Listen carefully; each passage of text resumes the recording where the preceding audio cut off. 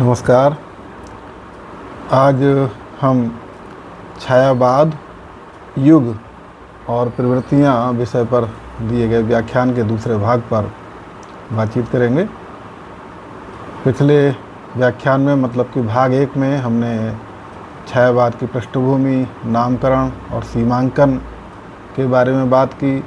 प्रमुख छायावादी कवि एवं उनके काव्य पर बात की और फिर छायावादी काव्य प्रवृत्तियों के संदर्भ में अनुभूति पक्ष पर बात करते समय हमने आत्माभिव्यक्ति, सौंदर्यानुभूति एवं कल्पना, वेदना एवं प्रेम जैसे बिंदुओं पर बात की और दार्शनिक चेतना एवं रहस्यानुभूति। यहाँ से हम फिर से अपनी बात को आगे बढ़ाएंगे। छायावादी कवियों ने दर्शन के क्षेत्र में प्रायः द्वैतवाद एवं सर्वात्मवाद को अपनाया है। उपनिषदों के अद्वैत दर्शन का सभी कवियों पर लगभग बराबर प्रभाव है, जिसके अनुसार इन्होंने आत्मा एवं परमात्मा की एकता प्रतिपादित की है। इसके अतिरिक्त शैव दर्शन, शाक्त, बौद्ध तथा अरविंद दर्शन का प्रभाव भी छायावादी काव्य पर पड़ा है। प्रसाद जी का आनंदवाद, निराला काव्य का ओज और औदात्य, महादेवी जी की वेदना और करुणा तथा पंत जी का अंतश्चेतनावाद या नवमानववाद इन्हीं दर्शनों की देन है। छायावादी काव्य पर पड़े दार्शनिक प्रभावों को देखकर शांतिप्रिय द्विवेदी जी ने तो उसे दार्शनिक अनुभूति ही बता दिया था। दार्शनिक पक्ष के साथ ही रहस्यानुभूति भी छायावादी कवियों की एक प्रधान विशेषता है और प्रारंभ में तो इसे छायावाद की पहचान तक से जोड़ा गया। श्री गंगा प्रसाद पांडे ने छायावाद को वस्तुवाद व रहस्यवाद के बीच की कड़ी बताया है और शांतिप्रिय द्विवेदी जी छायावाद एवं रहस्यवाद में अंतर करते हुए लिखते हैं, छायावाद में एक जीवन के साथ दूसरे जीवन की अभिव्यक्ति है अथवा आत्मा के साथ आत्मा का सन्निवेश है, तो रहस्यवाद में आत्मा का परमात्मा के साथ, एक में लौकिक अभिव्यक्ति है तो दूसरे में अलौकिक। छायावादी कवियों का रहस्यवाद उन पर पड़े अद्वैतवादी दर्शन के प्रभाव की देन है। प्रसाद से लेकर महादेवी जी तक उस परम प्रिय से मिलन, विरह की आंख मिचौली के खेल को अपने काव्य में अभिव्यक्त करते हैं। अधिकांशतः इन कवियों ने साधना परक रहस्यवाद की अपेक्षा भावात्मक रहस्यवाद को अपनाया है। महादेवी वर्मा में रहस्य की अनुभूति या रहस्यानुभूति अधिक तीव्र है, पर अन्य कवियों में भी ये कम नहीं है। महादेवी जी तो अपने प्रिय की बीन और रागिनी ही हैं। पंत जी को प्रकृति के हर दृश्य में उस रहस्यमय सत्ता के दर्शन होते ही हैं तथा प्रसाद जी को भी प्रत्येक सौंदर्यमयी कृति में कुछ ना कुछ रहस्यमय नजर आ ही जाता है। सौंदर्यमयी चंचल कृतियाँ बनकर रहस्य हैं नाच रहीं, मेरी आँखों को रोक वहीं आगे बढ़ने से जांच रहीं। वेदांतवादी अद्वैत दर्शन को व्यक्त करती कवि निराला की भी ये पंक्तियाँ उनकी रहस्यानुभूति के संदर्भ में उदाहरण स्वरूप द्रष्टव्य हैं। तुम तुंग हिमालय श्रृंग और मैं चंचल गति सुर सरिता, तुम विमल हृदय उच्छ्वास और मैं कांत कामिनी कविता। इसके अलावा एक बहुत महत्वपूर्ण पक्ष है जिसकी खूब चर्चा होती है छायावादी कविता के संदर्भ में, सचेतन प्रकृति चित्रण। कविता एवं प्रकृति का संबंध चिरकाल से रहा है, किंतु छायावादी कविता में उसका कुछ अलग ही आकर्षण है। प्रकृति की सजीव प्रस्तुति छायावादी काव्य की एक महत्वपूर्ण विशेषता है। प्रकृति के सुकुमार कवि पंत के काव्य में तो प्रकृति एक महत्वपूर्ण अवयव है ही। अन्य कवियों ने भी प्रकृति को चेतन रूप में प्रस्तुत कर उसकी मनोरम झांकियाँ अंकित की हैं। आलंबन, उद्दीपन, प्रतीकात्मक, रहस्यात्मक, उपदेशिका, पृष्ठभूमि निर्माण, मानवीकृत, आलंकारिक आदि विभिन्न रूपों में प्रकृति को अंकित करते हुए इन कवियों ने उसे अपने काव्य में परिपूर्णता प्रदान की है। पंत जी की हिमाद्री, अल्मोड़े का पाबस, गिरि प्रांतर, संध्या के बाद, एक तारा, पर्वत प्रदेश में पावस, निराला जी की संध्या सुंदरी, जूही की कली, बादल राग, सखी वसंताया, प्रभात के प्रति धरा अलि घिराए घन पावस के, प्रसाद जी की बीती विभावरी जागरी, कोमल कुसुमों की मधुर रात, तथा महादेव वर्मा के रूप असी तेरा घन केश बास, आ बसंत रजनी जैसी अनेकानेक चिरस्मरणीय कविताएं छायावाद की उपलब्धियां हैं। रूप सत्ता के स्थान पर भाव सत्ता का उद्घाटन छायावादी प्रकृति चित्रण की अपनी विशेषता है। यहाँ इन विशेषताओं से युक्त प्रकृति चित्रण का पंत जी की कविता से एक उदाहरण देखा जा सकता है, जिसमें उन्होंने पेड़ के नीचे फैली उसकी छाया का चित्रण किया है। कैसा रूपक देते हैं वो, कहो कौन तुम दमयंती सी, इस तरु के नीचे सोई, हाय तुम्हें भी त्याग गया क्या, हाय तुम्हें भी त्याग गया क्या, अली नलसा निष्ठुर कोई। एक और महत्वपूर्ण पक्ष छायावादी कविता का है, जिसकी ओर पहले शुरुआती आलोचकों द्वारा ध्यान नहीं दिया गया, और वो है राष्ट्र जागरण के स्वर। प्रारंभ में छायावाद की कुछ कविताओं के प्रति ठीक समझ न बन पाने के कारण उस पर पलायनवाद एवं निराशावाद के आरोप लगाए गए, पर धीरे धीरे उस काव्य की शक्ति को पहचाना गया। नव जागरण काल में छायावादी कवि मात्र पलायन के गीत ही नहीं लिख रहे थे, और ना ही निराशा एवं वेदना इस कविता का एकमेव स्वर है। राष्ट्रीय चेतना उत्पन्न करने वाली एवं तत्कालीन परिस्थितियों में संघर्ष करने हेतु जाति गौरव, आत्माभिमान भरने तथा देशवासियों में शक्ति संचार करने वाली जागरण की कविताएं भी बहुत सी इस कालखंड में लिखी गईं, जिनके कारण डॉक्टर रामस्वरूप चतुर्वेदी ने छायावादी काव्य को शक्ति काव्य कहा है। डॉक्टर चतुर्वेदी के ही शब्दों में छायावादी काव्य में एक बड़ी संख्या इन प्रभाती और जागरण गीतों की है, जिनमें एक ओर शक्ति और चैतन्य का आवाहन है, और एक दूसरे तथा समकालीन संदर्भ में वे राष्ट्रीय स्वाधीनता संघर्ष से जुड़े हैं। प्रथम प्रभात, आँखों से अलख जगाने को, अब जागो जीवन के प्रभात, बीती विभावरी जागरी, ये प्रसाद जी का उन्हीं का उदाहरण है। जागो फिर एक बार, प्रिय मुद्रित दृक खोलो, जागा दिशा ज्ञान, जागो जीवन धनिक, निराला जी। जाग बेसुध जाग, जाग तुझको दूर जाना, महादेवी जी। प्रथम रस में ज्योति भारत, सुमित्रानंद पंत जैसी जागरण की अनेक कविताएं अनायास स्मरण हो आती हैं। इनमें से कुछ गीतों में व्यक्तिगत प्रणय और राष्ट्र जागरण के भाव एक दूसरे से घुल मिल गए हैं। हिंदी साहित्य और संवेदना का विकास में डॉक्टर रामस्वरूप चतुर्वेदी जी का ये कथन है।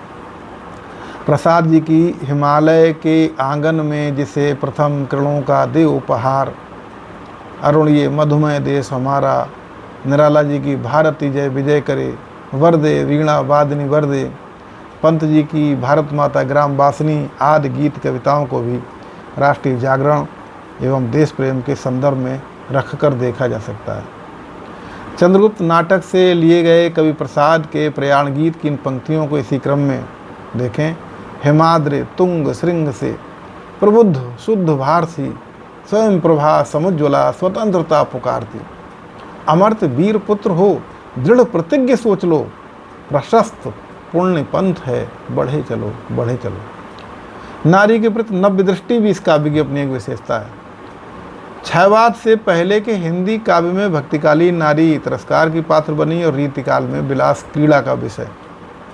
द्विवेदी युग में एक तरह से उसके रूप चित्रण पर पहरे ही बिठा दिए गए, पर छायावादी कवि ने नारी को पुनः काव्य में ला प्रतिष्ठित किया और उसे पूरी गरिमा एवं शालीनता दी।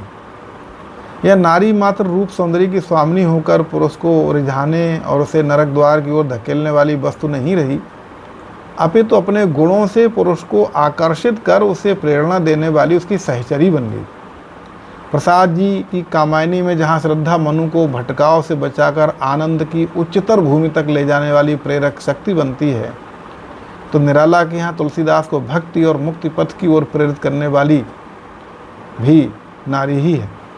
यही नहीं, तुलसी की रत्नावली की भांति निराला की मनोहरा देवी भी पत्नी रूप में उनकी उद्बोधिका एवं प्रेरक शक्ति है।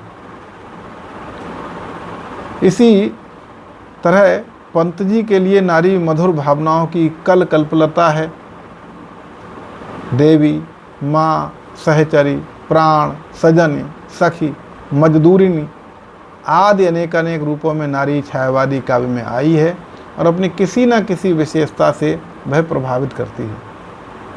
कवि प्रसाद के शब्दों में कहें तो छायावादी नारी दया, माया, ममता, मधुरिमा और अगाध विश्वास जैसी रत्न निधियों को अपने मुक्त और स्वच्छ हृदय में संजो कर रखने वाली श्रद्धा की साक्षात प्रतिमूर्ति है।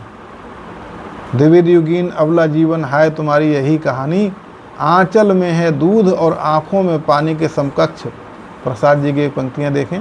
नारी तुम केवल श्रद्धा हो, विश्वास रजत नग पदतल में, पीयूष स्रोत सी बहा करो जीवन के सुंदर समतल में। युग सत्य एवं यथार्थ को अभिव्यक्ति देने में भी ये कवि पीछे नहीं रहे हैं। छायावादी काव्य केवल मनोरम कल्पनाओं का काव्य ही नहीं है, युग सत्य एवं यथार्थ बोध पर भी इन कवियों की गहरी दृष्टि रही है, जिसके कारण अपने समय की राष्ट्रीय समस्याओं एवं सामाजिक जीवन की विद्रूपता को ये कवि प्रस्तुत कर पाए हैं। निराला जी के यहाँ ये बोध कुछ अधिक ही गहरा है, जो उनकी बह तोड़ती पत्थर, भिक्षुक, विधवा, दान, छोड़ दो जीवन एवं न मलो जैसी अनेक कविताओं में प्रकट होता है, जिनमें वे वंचित, शोषित, अभावग्रस्त तथा दीनहीन जनों की पक्षधरता में खड़े दिखाई देते हैं। युगांत, युगवाणी, ग्राम्या की बहुत सी कविताओं में पंत जी भी ठोस यथार्थ की जमीन पर खड़े दिखाई देते हैं। प्रसाद जी भी अपनी उठ उठ री लघु लघु लोल लहर, पेशोला की प्रतिध्वनि आदि कविताओं में यथार्थवादी दृष्टिकोण अपनाकर युग सत्य को अभिव्यक्ति देते दिखाई पड़ते हैं। वे लहर को जीवन के सूनेपन की ओर लौटने का आह्वान करते हैं। तो भूल नरी पंकज वन में, जीवन के इस सूनेपन में वो प्यार पुलक से भरी ढुलक, आचूम पुलिन के बिरस अधर, उठ उठ री लघु लघु लोल लहर। वस्तुतः एक आलोचक के शब्दों में कहें तो इन कवियों का यथार्थ किसी राजनीतिक मतवाद से ग्रस्त नहीं है, वह उनकी व्यापक लोक संवेदना से उत्पन्न है और इनके काव्य के जनाधार का प्रमाण है। अब हम बात करेंगे छायावाद के अभिव्यक्ति पक्ष की। छायावादी काव्य अपनी भाव चेतना की दृष्टि से जितना सशक्त और समृद्ध है, उतना ही अपनी अभिव्यक्ति की कलात्मकता में भी प्रभावशाली है। यहाँ छायावाद की अभिव्यक्ति पक्ष से जुड़ी कुछ विशेषताएं इस प्रकार देखी जा सकती हैं। सबसे पहले काव्य भाषा की बात करें तो भाषा भावों विचारों को प्रकट करने का सर्वप्रथम आधार है। छायावादी कवियों का खड़ी बोली हिंदी कविता को काव्य भाषा के खड़ी बोली हिंदी को काव्य भाषा के अनुकूल बनाने की दृष्टि से अमूल्य योगदान है। छायावाद से पहले द्विवेदी युग में खड़ी बोली कविता की भाषा तो बन गई थी, पर उसमें सुधार, परिष्कार, परिमार्जन का बड़ा काम शेष था। ये काम उच्च कोटि की प्रतिभा से संपन्न छायावादी कवियों ने किया और हिंदी भाषा को अकल्पनीय शक्ति प्रदान की। भाषा में कोमल कांत पदावली का समावेश कर इन कवियों ने इसे कोमलता, मधुरता और सरसता प्रदान की। अविधा, लक्षणा, व्यंजना तीनों शब्द शक्तियों तथा प्रसाद, माधुर्य और ओज तीनों गुणों की क्षमताओं का यथासंभव दोहन इन कवियों ने किया। तत्सम, तद्भव एवं देशज शब्दों के अतिरिक्त संस्कृत, बंगला तथा अंग्रेजी के काफ़ी शब्दों का मूल रूप में या रूपांतरित रूप में प्रयोग भी छायावादी कवियों ने किया है। अंग्रेजी के कुछ शब्दों या वाक्यांशों के पर्याय के रूप में निर्मित हिंदी शब्द तो बहुत ही सुंदर बन पड़े हैं, जैसे स्वप्निल, ड्रीमी का अनुवाद किया, गोल्डन का अनुवाद स्वर्णिम, ब्रोकन हार्ट का अनुवाद भग्न उर, सिल्वरी डिश इसके लिए चांदी की थाली, होरिजन्स ऑफ लव अनुवाद किया स्नेह के क्षितिज। इस तरह से बहुत से शब्द हिंदी को दिए हैं इन कवियों ने। तो वहीं दूसरी ओर देखें, पुरोडास, तिमिंगल, शंपा, अलम्बुबा, असनिपात, वन्य जैसे संस्कृत शब्दों के सीधे प्रयोग से इनकी भाषा कुछ दुर्बोध भी हुई है। भाषा पर बंगला प्रभाव के उदाहरण के रूप में उत्ताल, तरंग, प्रकंपन, चीत्कार, स्पंदन, क्रंदन, स्नेह, स्वप्न, मग्न, अमल, कोमल, तनु आदि शब्द एवं शब्द गुम्फ रखे जा सकते हैं। उर्दू की शब्दावली भी पर्याप्त मात्रा में छायावादी काव्य भाषा में व्यवहृत हुई है। कहने का अभिप्राय ये है कि अपनी काव्य भाषा को सहज, सरल तथा अभिव्यंजना समर्थ बनाने के लिए छायावादी कवियों ने विभिन्न क्षेत्रों से शब्दावली ग्रहण की है। विविध शब्द प्रयोग की दृष्टि से उदाहरण के लिए निराला जी की कुकुरमुत्ता कविता से ये पंक्तियाँ देखें। अबे सुनबे गुलाब, कुछ पंक्तियों में ही आपको कई भाषाओं के नमूने मिल जाएंगे। अबे सुनबे गुलाब, भूल मत, भूल मत, अबे सुनबे गुलाब, भूल मत गर पाई तूने खुशबू रंगो आग, आब खून चूसा खाद का तूने अशिष्ट, डाल पर इतरा रहा कैपीट लिस्ट। छायावादी कवियों ने भावानुसार भाषा प्रयोग के लिए व्याकरण संबंधी काफ़ी छूट भी ली है और शब्दों के लिंग, वचन, कारक आदि को बदलकर मनमाने ढंग से उन्हें प्रयुक्त किया है। जैसे सजल संस्कृति का ये पतवार। अब यहाँ पतवार शब्द स्त्रीलिंग है लेकिन प्रयोग किया है पुल्लिंग के रूप में, सजल संस्कृति का ये पतवार। कुछ शब्दों के प्रति इनका अधिक मोह दिखाई पड़ता है और चिर, लघु, नव, मधु, मृदु, मधुर, चल जैसे अनेक शब्द बार बार छायावादी काव्य में आते हुए दिखते हैं।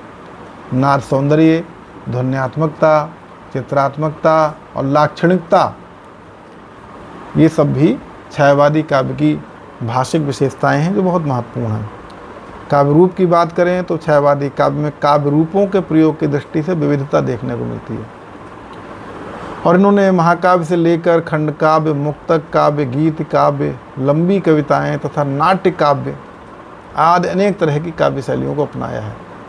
प्रबंध काव्यों में कामायनी, लोकायतन, राम की शक्ति पूजा, प्रेम पथिक, तुलसीदास, सरोज स्मृति आदि को देखा जा सकता है। तो प्रलय की छाया, कुकुरमुत्ता, शेर सिंह का शस्त्र समर्पण आदि अतुकांत छंद की लंबी कविताएं हैं। परिवर्तन, पंचवटी प्रसंग, शिल्पी जैसी छंदोबद्ध लंबी कविताएं भी इस युग में लिखी गईं। अपने ढंग की विशिष्ट कृति आंसू भी इसी युग की देन है। तो सरोज स्मृति जैसी शोकांतिका भी छायावादी युग में ही लिखी गई। छंद योजना की दृष्टि से भी छायावादी काव्य में विविधता दृष्टिगोचर होती है। अधिकतर इन कवियों ने मात्रिक छंदों का प्रयोग किया है जिनमें अपने ढंग से प्रयोग भी किए हैं। इसके अतिरिक्त अंग्रेजी के सोनेट, फारसी के गज़ल और बहर छंदों से भी इनकी काव्य रचना प्रभावित है। हिंदी में मुक्त छंद का प्रचलन छायावाद की हिंदी कविता को एक बड़ी देन है। साथ ही गीतों को लोक धुनों में बांधकर भी इन्होंने अपने काव्य में कुछ नए प्रयोग किए हैं। छायावादी कविता की एक बड़ी पहचान उसके गीतों को लेकर है। इसका सर्वाधिक वैभव इसके गीतों में ही निखर कर सामने आया है। गीत शैली के सभी प्रमुख तत्व वैयक्तिकता, भावात्मकता, संगीतात्मकता, संक्षिप्तता, कोमलता आदि इनके काव्य में उपलब्ध होते हैं। प्रतीकात्मकता एवं बिंब विधान की बात करें तो बिंबों एवं प्रतीकों की दृष्टि से छायावादी काव्य बहुत समृद्ध है। छायावादी कवियों ने अभिधा शब्द शक्ति के स्थान पर लक्षणा एवं व्यंजना शब्द शक्तियों का अधिक प्रयोग किया है और चित्र भाषा का निर्माण किया है। भाषा में लाक्षणिकता की प्रधानता होने के कारण इनकी भाषा अधिकतर स्थलों पर प्रतीकात्मक हो गई है। वीणा, झंकार, उषा, संध्या, घन, दीप, चातक, निर्झर आदि बहुत से प्रतीक तो रूढ़ जैसे हो गए हैं। देखें महादेव वर्मा के काव्य में प्राण के प्रतीक रूप में दीप शब्द का प्रयोग। यह है मंदिर का दीप, इसे नीरव जलने दो। छायावादी कवियों के बिंब विधान में भी विविधता है और उनकी दृष्टि रूप चित्रण की अपेक्षा भाव चित्रण की ओर अधिक रही है। चाक्षुष, श्रावण, स्पर्शज, आस्वादक एवं घ्राणज सभी तरह के इंद्रिय बिंबों का बिंबायन तो इनके यहाँ देखने को मिलता ही है। लघु एवं विराट, स्थिर एवं गतिशील, कोमल एवं कठोर आदि अनेक रूपों में वर्गीकृत बिंबों के दर्शन भी इनके काव्य में किए जा सकते हैं। डॉक्टर रमेश चंद्र गुप्त लिखते हैं, छायावाद की कवि चेतना प्रतीकों से भी अधिक बिंब निर्माण के प्रति सजग रही है। भाव चित्रों को रूपायित करने के लिए इन कवियों ने असंख्य बिंबों का सृजन किया है। बिंबों की बहुसंख्या के कारण इस काव्यधारा को बिंब काव्य कहना अनुपयुक्त न होगा। छायावाद की भाषा पुस्तक में उन्होंने लिखा है। यहाँ निराला जी की जूही की कली कविता से कुछ पंक्तियाँ उदाहरणार्थ प्रस्तुत हैं, जिनमें जूही की कली और मलयानिल को नायक एवं नायक का प्रतीक मानकर कवि ने सुंदर बिंब उपस्थित किया है। निर्दय उस नायक ने निपट निठुराई की कि झोंकों की झड़ियों से सुंदर सुकुमार देह सारी झकझोर डाली, मसल दिए गोरे कपोल गोल। अलंकार योजना एक महत्वपूर्ण पक्ष होता है काव्य का। संस्कृत आचार्य दंडी के अनुसार काव्य की शोभा करने वाले धर्म ही अलंकार हैं। काव्य शोभा करान धर्मान अलंकारान प्रत्यक्षते। छायावादी कवि सौंदर्य प्रेमी हैं, अतः अलंकरण की प्रवृत्ति उनकी स्वाभाविक है। इस कारण अपने काव्य में बहुत से भारतीय एवं पाश्चात्य अलंकार इन कवियों ने गृहीत किए हैं। परंपरागत भारतीय अलंकारों में शब्दालंकारों में देखें तो अनुप्रास, यमक, पुनरुक्ति प्रकाश, श्लेष, वक्रोक्ति आदि का छायावादी काव्य में प्रचुर प्रयोग देखने को मिलता है, यद्यपि अर्थालंकारों की तुलना में कम है। डॉक्टर रमेश चंद्र गुप्त के अनुसार इनके द्वारा प्रयुक्त शब्दालंकार भाषा में रमणीयता, चित्रात्मकता, नादात्मकता एवं चमत्कृति का विधान तो करते ही हैं, साथ ही उनसे वर्णित भाव, दृश्य, परिवेश आदि भी प्रभावपूर्ण हो जाते हैं। छायावाद की भाषा पुस्तक। भारतीय अलंकारों में उपमा, उत्प्रेक्षा, रूपक, रूपकातिशयोक्ति, व्यतिरेक, अन्योक्ति, ये जो अर्थालंकार हैं, इनके साथ ही साथ पाश्चात्य कहे जाने वाले मानवीकरण, विरोधाभास, ध्वनि अर्थ व्यंजना आदि अलंकारों का भी सहज स्वाभाविक प्रयोग छायावादी काव्य में परिलक्षित होता है। परंपरागत उपमानों को नए अर्थ में प्रस्तुत करना या मौलिक उपमानों की कल्पना करना भी छायावादी कवियों का अभीष्ट है। मूर्त के लिए अमूर्त एवं अमूर्त के लिए मूर्त उपमानों का प्रयोग भी छायावाद की एक विशेषता है। यहाँ प्रस्तुत है छायावादी काव्य में प्राप्त अलंकारों के उदाहरण स्वरूप पंत जी की नौका विहार कविता से कुछ पंक्तियाँ, जिनमें एक ही साथ कई अलंकारों का निदर्शन होता है। पंक्तियाँ देखें। मृदु मंद मंद मंथर मंथर, लघु तरण तरण हंसनी सी सुंदर, तिर रही खोल पालों के पर।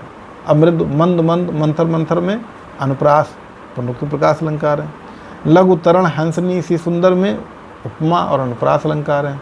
तिर रही खोल पालों के पर मानवीकरण अलंकार है। छायावादी काव्य में इस तरह से हम देखें तो चाहे अनुभूति पक्ष हो उसका, चाहे अभिव्यक्ति पक्ष हो, दोनों ही दृष्टियों से ये बहुत समृद्ध और सशक्त रहा है। इसने कविता को, हिंदी कविता को बड़ी प्रतिष्ठा अपने युग में दिलाई, जिसके आधार पर उसका एक बहुत ही सुदृढ़ और सम्मोहक भवन बन करके तैयार हुआ। इनका बड़ा प्रभाव भी आगे के कवियों पर रहा है। साथ ही इतनी सब विशेषताओं के बावजूद शुरुआती दौर में खास तौर पे ये आरोप लगता रहा इस पर कि थोड़ी कठिन है ये कविता, दुर्बोध है, और ये दोष समीक्षकों ने इस पर ये कहते हुए गिनाए हैं कि इनसे रसानुभूति में बाधा पहुंचती है और जन सामान्य के लिए यह काव्य दुर्बोध हो जाता है। क्या चीज़ें हैं? भाषागत अशुद्ध प्रयोग, भावों की अस्पष्टता, कल्पना की क्लिष्टता, उपमानों का अस्वाभाविक प्रयोग आदि कुछ दोषों के रहते हुए छायावाद, भले ही ये दोष इसमें है, लेकिन इसके बाद भी कहा जाए तो छायावाद की जो अपनी उपलब्धियां रही हैं उनके लिए ये अधिक महत्वपूर्ण है। भाषा से लेकर भाव, विचार, शिल्प, प्रतीक, बिंब, अलंकार आदि अनेक दृष्टियों से इस काव्य ने आगे के लिए ज़मीन तैयार की है और छायावाद को स्वर्ण युग कहलाने का गौरव दिया है। इससे संबंधित अगले विषयों पर बात हम अपने अगले वीडियो में करेंगे, जिनमें हम अलग अलग कवियों के संदर्भ में, छायावाद के अलग अलग कवियों के संदर्भ में बात करेंगे। अभी के लिए इतना ही, धन्यवाद।